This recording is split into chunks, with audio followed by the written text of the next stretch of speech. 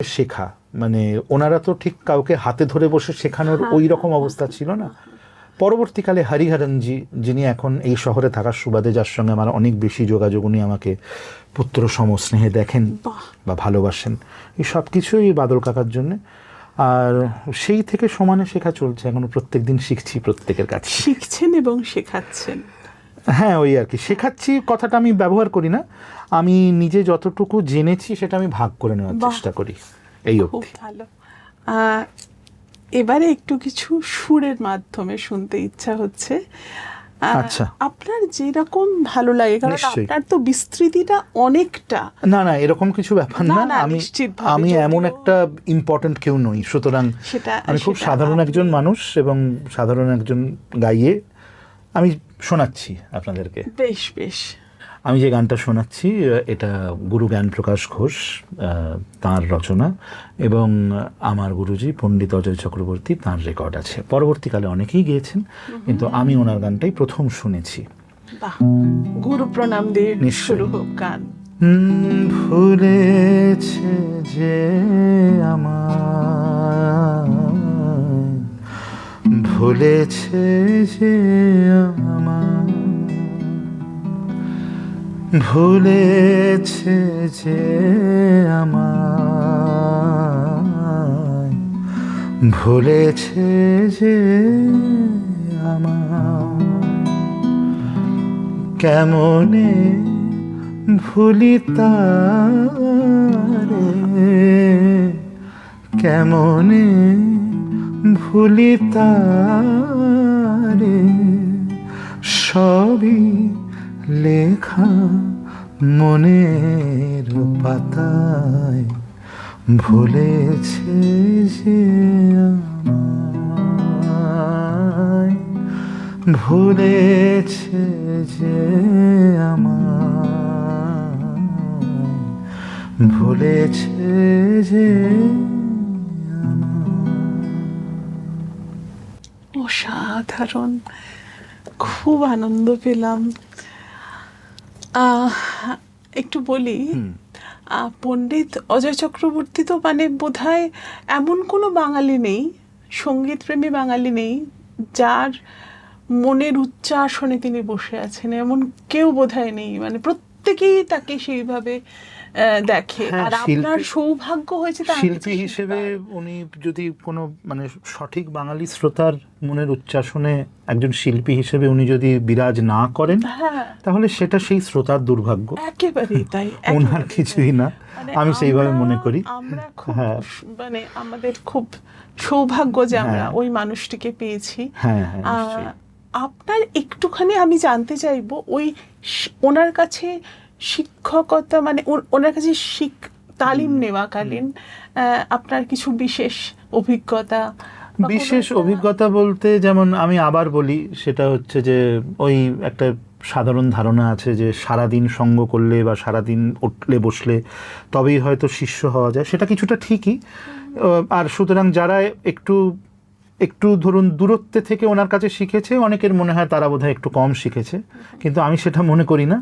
কারণ আমি গুরুজির কাছে কি পেয়েছি সেটা আমি জানি। উনি আমাকে কিভাবে আমার জীবনকে স্পর্শ করে গেছেন, উনি আমায় কিভাবে পথ দেখিয়েছেন।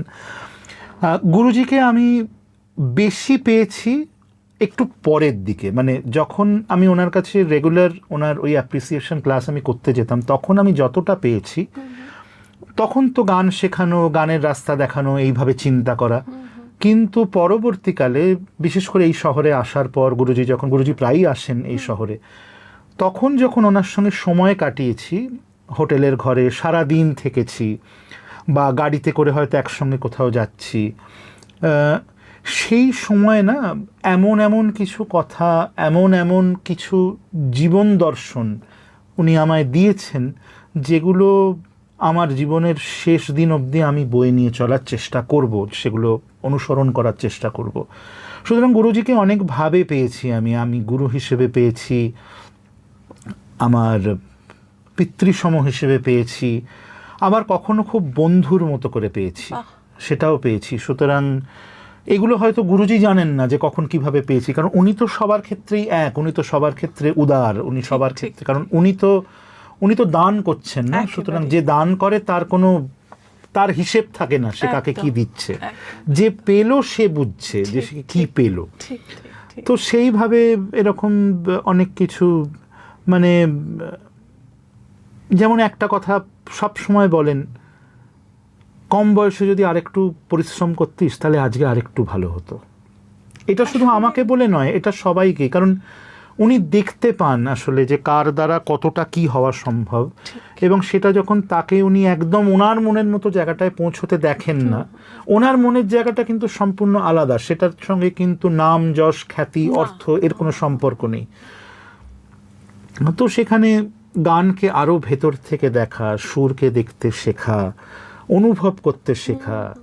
তারপরে যেমন এটা ছোট্ট খুব মানে অজস্র রয়েছে আর কি, ঘটনা রয়েছে। তার মধ্যে একদিন যেমন মনে আছে যে আমাকে বলছেন গাড়িতে আসতে আসতে যে এরকমভাবে আমি কি একটা প্রসঙ্গে বলেছি যে রেয়াজ তো করতে বসি গুরুজি, কিন্তু সবসময় মন লাগে না। তো আমায় উনি বললেন, মন তো তোর নয়, সে কি করে তোর কাছে আসবে, তাকে তো আগে ডাকতে হবে, মন তো তার দেওয়া। তুই ভাবছিস তোর মনের ওপর তোর কন্ট্রোল আছে, তুই ভাবছিস তোর মনের ওপর তোর নিয়ন্ত্রণ আছে, কখনো না। তোর মন আরেকজন নিয়ন্ত্রণ করছেন, তোকে তাকে ডাকতে হবে ভালোবেসে, সে আগে আসবে তোর কাছে, তারপর তোর সব কিছু হবে। এইগুলো জীবন দর্শনের কথা। এবার এটা যিনি বুঝলেন তিনি বুঝলেন, তিনি কি পেলেন সারা জীবনের জন্য সমৃদ্ধ করে একদম। তো এইরকম কিছু কিছু জিনিস তো এখনো শিখে চলেছি আর কি ওই মানুষটার কাছে, এবং সারা জীবন শিখবো নিশ্চয়ই। রিসেন্টলি এটা রিলিজ হয়েছে বিটরুট রাগা বলে একটা কোম্পানি থেকে। আরেকজন খুব পপুলার গজল শিল্পী গায়ত্রী অশোকন, উনি আমার বিশেষ বন্ধু, তো ওনার সঙ্গে এই গানটা আমি ডুয়েট গেয়েছি।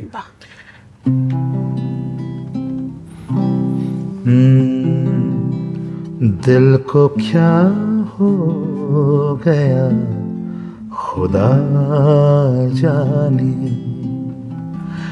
दिल को क्या हो गया खुदा जाने, क्यों है ऐसी उदास क्या जाने, क्यों है ऐसा उदास क्या जाने, दिल को क्या हो गया खुदा जाने। এটা ইউটিউবে বিটরুট রাগার চ্যানেলে রয়েছে গানটি, গায়ত্রী অশোকন আর আমার ডুয়েট। তো আপনার দর্শকদের অনুরোধ করব তারা যদি শোনেন অবশ্যই অবশ্যই তাহলে আমাদের ভালো লাগবে। নিশ্চয়ই নিশ্চয়ই, আমার বিশ্বাস নিশ্চয়ই শোনেন তারা। তবে আমার তরফ থেকে অবশ্যই আরেকবার আমি অনুরোধ করব, এরকম গানগুলো শোনা দরকার। আমরা পুরনো গজল তো শুনতেই থাকি, কিন্তু এই যে নতুন কম্পোজিশন, নতুন জিনিস তৈরি হওয়া, এত যত্ন করে ক্রিয়েট করা, হ্যাঁ, তো সেগুলো শুনলে তার মর্যাদাটা পাওয়া যায়, তাই না? এইবারে আমি একটু যাব, মানে যেটা সবসময় মনের মধ্যে ঘোরাফেরা করে, জগজিৎ সিংজি। আপনি তো সান্নিধ্য লাভ করেছেন অন্য অনেক প্রবাদ প্রতিম মানুষের সঙ্গে যেমন করেছেন সঙ্গ, তেমনি জগজিৎ সঙ্গেও সঙ্গ করেছেন, তাই তো? তো সেটা কিরকম ছিল একটু বলুন, তারপরে একটু তাঁর গজলে। জগজিৎজি আমার মনের মানুষ বেসিক্যালি, এবং পৃথিবীতে খুব কমই হয়, কারণ আমরা যখন একজন শিল্পীকে দেখি তখন তার একটা ইমেজ আমাদের মনের মধ্যে তৈরি হয়। অধিকাংশ সময় কিন্তু সেই শিল্পীর সঙ্গে আলাপ হওয়ার পরে সেই ইমেজের সঙ্গে মেলে না সেটা। জগজিৎজি খুব কম সংখ্যক মানুষদের একজন যার সঙ্গে আলাপ হওয়ার পরে তার প্রতি ভালোবাসাটা বেড়ে যায়, দ্বিগুণ হয়ে যায়। তো মানে ছোট ছোট কীরকম জিনিস, যে প্রথম কথা হচ্ছে যেটা ওনার থেকে শেখার, সেটা হচ্ছে জীবনে দুঃখী থাকার অনেক কারণ ওনার কাছে ছিল। সে গল্প আমরা সবাই জানি, সে কাহিনী